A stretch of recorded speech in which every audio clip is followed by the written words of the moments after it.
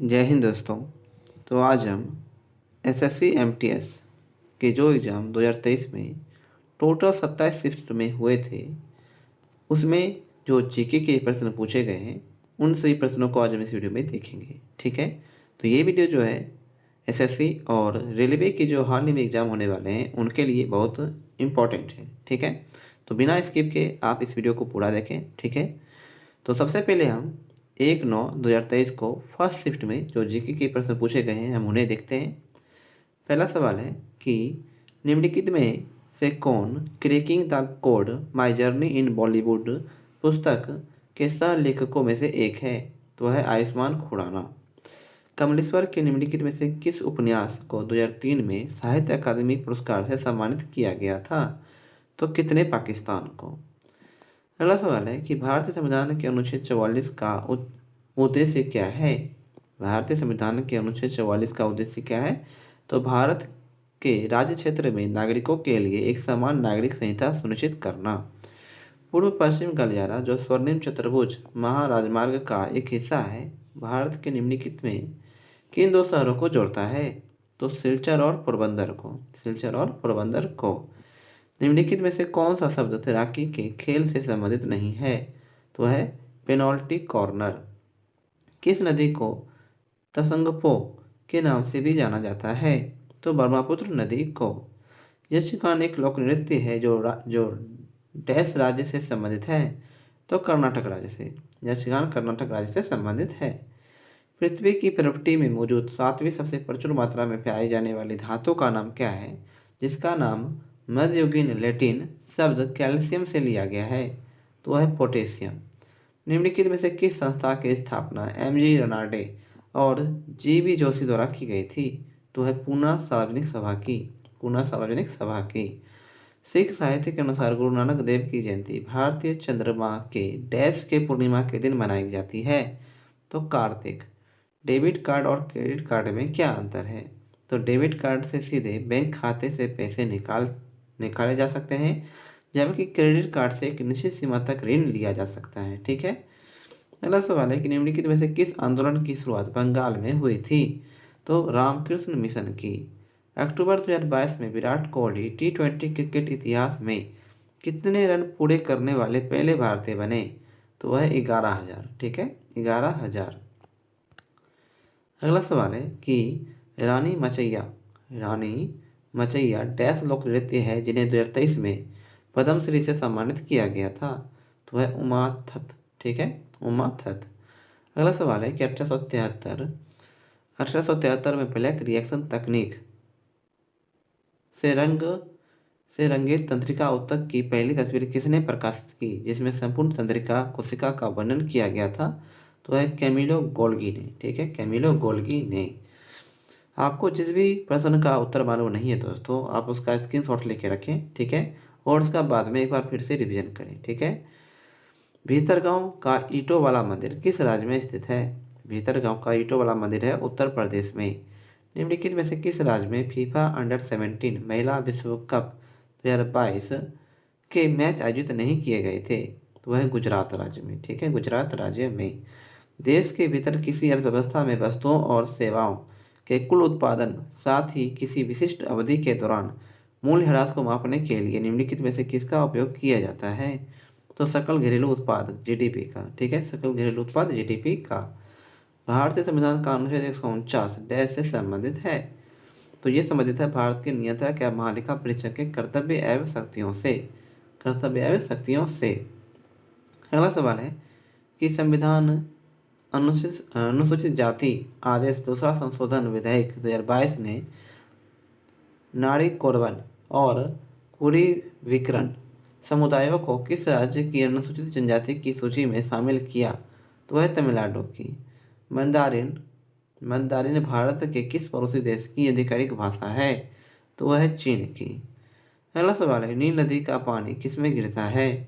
तो ये गिरती है भूमध्य सागर में। निम्नलिखित में से संगीतकारों के किस समूह को भारत रत्न से सम्मानित किया गया? तो है पंडित रविशंकर और पंडित भीमसेन जोशी को। पंडित रविशंकर और पंडित भीमसेन जोशी को।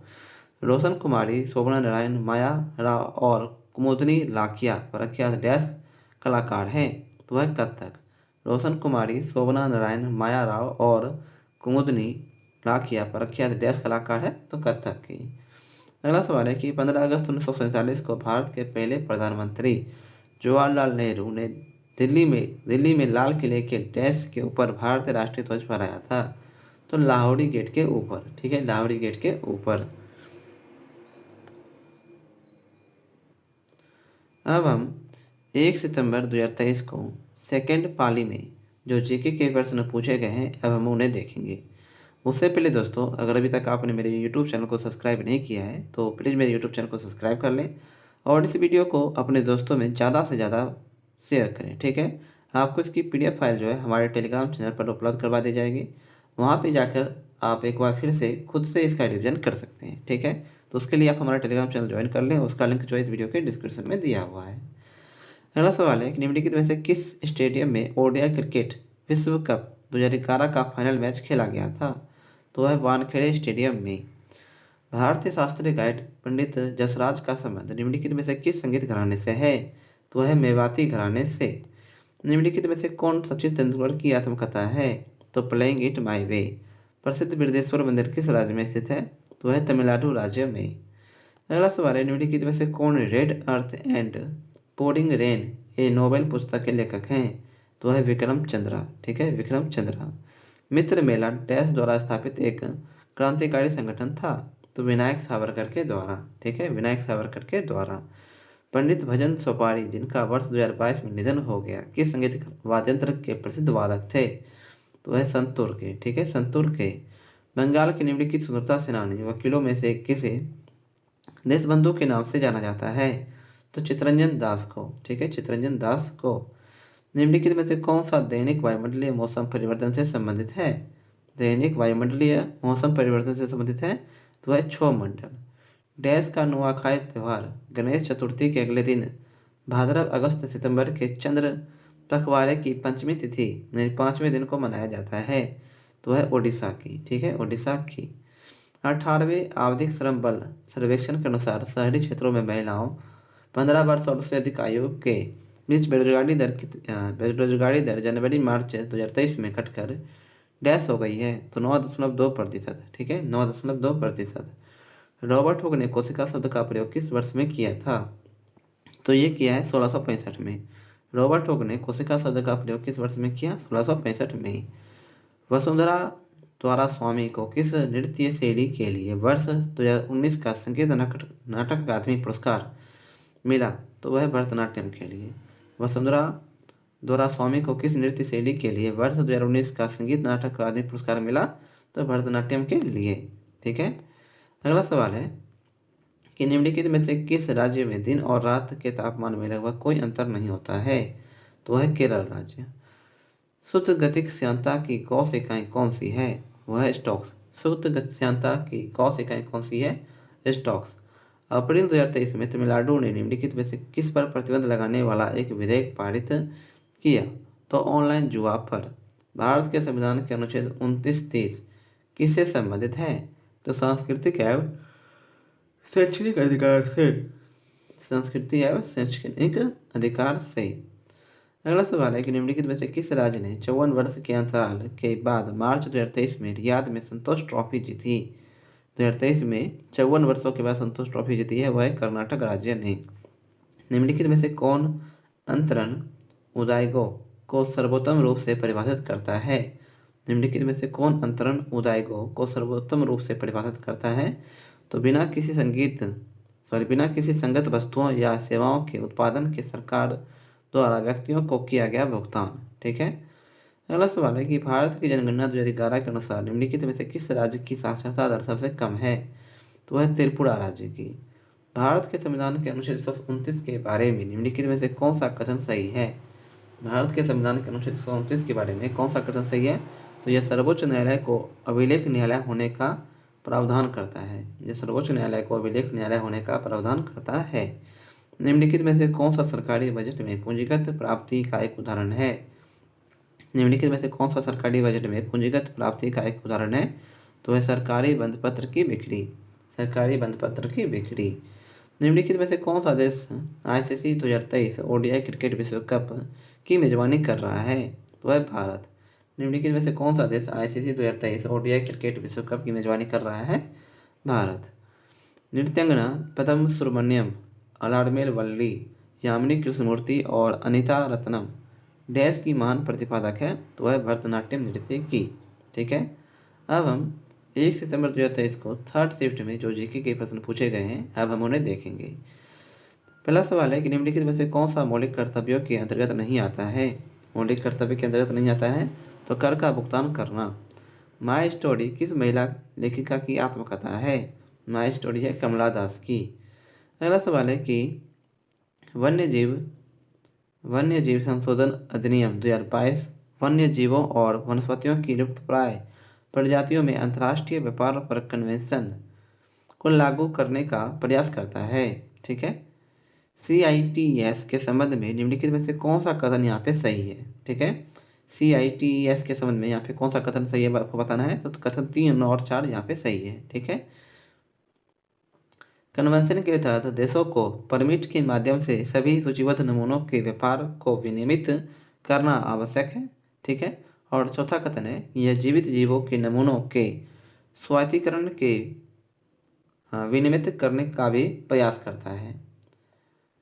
अगला सवाल है कि झारखंड 1 नंबर कथन में यहाँ पे सही है दोस्तों। ठीक है, 1 नंबर कथन है कि CITES सरकारों के बीच एक समझौता है जो यह सुनिश्चित करता है कि जंगली जानवरों और पौधों के नमूनों के अंतर्राष्ट्रीय व्यापार से प्रजातियों के अस्तित्व को खतरा न हो। ठीक है, अगला सवाल है कि झारखंड में मवेशियों के सम्मान में डैश दिवाली के तुरंत बाद अमावस्या के अगले दिन मनाया जाता है? तो है सोहराय। सुमन गिल अपने खेल में रिकॉर्ड बनाने की वजह से चर्चा में थे। वह कौन सा खेल खेलते हैं? तो वह खेलते हैं क्रिकेट। अगला सवाल है कि यदि एक ईंट पर 7 न्यूटन बल लगाया जाए और वह 5 मीटर तक गति करती है तो किया गया कार्य कितना होगा? तो वह 35 जूल। निम्नलिखित में से कौन सा उपन्यास मुल्खराज आनंद द्वारा नहीं लिखा गया है? तो है द गाइड। बजट घाटा क्या है? राजस्व पर सरकारी व्यय की अधिकता। अगला सवाल है कि भारत सरकार की दीनदयाल उपाध्याय ग्रामीण कौशल्य योजना के अंतर्गत जनसंख्या का कौन सा आयु वर्ग शामिल है? तो 15 से 35 वर्ष के। 1994 में किस भारतीय संगीतकार ने राय कुडर के साथ a meeting boy the river के लिए ग्रैमी पुरस्कार जीता? तो विश्वमोहन भट्ट के। नौजवान भारत सभा के संस्थापक कौन थे? तो है भगत सिंह। ठीक है, अगला सवाल है कि डैश के सिद्धियों की सांस्कृतिक विरासत लगभग 300 वर्ष पुरानी है और उनका सिद्धि धमाल नृत्य एक उत्कृष्ट कला शैली है। तो यह गुजरात की। 2023 का IPL फाइनल मैच निम्नलिखित में से किस शहर में आयोजित किया गया था? तो अहमदाबाद में। निम्नलिखित में से कौन विश्व प्रसिद्ध सितार वादक था? पंडित रविशंकर। अखिल भारतीय मुस्लिम लीग ने किस देश के उत्तर पश्चिमी और पूर्वी क्षेत्र में मुसलमानों के लिए स्वतंत्र राज्य की मांग का प्रस्ताव पेश किया था? तो 1940 में। भारत के निम्नलिखित में से किस राज्य में गर्मी के मौसम में लू हवा नहीं चलती है? तो गोवा में जो है ये लू हवा नहीं चलती है। निम्नलिखित में से कौन सा भारत के महान्यायवादी का कर्तव्य है? तो कानूनी मामलों पर भारत सरकार को सलाह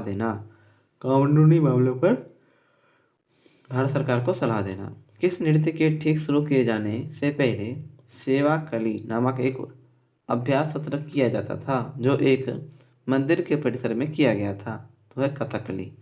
पवित्र पर्वत कैलाश भारत के किस पड़ोसी देश में स्थित है?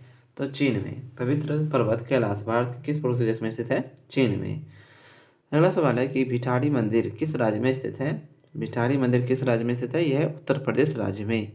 निम्नलिखित में से कौन सा कथन केंद्र के निदेशक थे और उन्होंने क्लासरूम नाम से अपना स्वयं का नृत्य विद्यालय खोला था? तो है पंडित बिरजू महाराज। घेंघा रोग में किस ग्रंथि के आकार में वृद्धि हो जाने के कारण गले के अगले भाग में सूजन आ जाती है? तो है थायराइड ग्रंथि के। निम्नलिखित में से किस संस्थान ने खेलो इंडिया यूनिवर्सिटी गेम्स के तीसरे संस्करण में अधिकतम पदक जीते हैं? तो है पंजाब यूनिवर्सिटी ने। अगला सवाल है, निम्नलिखित में से किस स्थान पर मानसून के मौसम के दौरान सबसे कम वर्षा होती है? तो यह है लेह में। राजस्व व्यय क्या है? राजस्व व्यय क्या है? दिन प्रतिदिन के सरकारी कार्यों पर व्यय की गई धनराशि। दिन प्रतिदिन के सरकारी कार्यों पर की गई धनराशि। तो आज की वीडियो जो है दोस्तों यहीं पे समाप्त करते हैं, ठीक है। और ये वीडियो अगर आपको हेल्पफुल लगी हो तो ऐसी और वीडियोस के लिए जो है आप हमारे यूट्यूब चैनल को सब्सक्राइब जरूर करें, ठीक है। और इस वीडियो को अपने दोस्तों में ज़्यादा से ज़्यादा शेयर करें, ठीक है। तो मिलते हैं अगली वीडियो में, तब तक के लिए जय हिंद, जय भारत।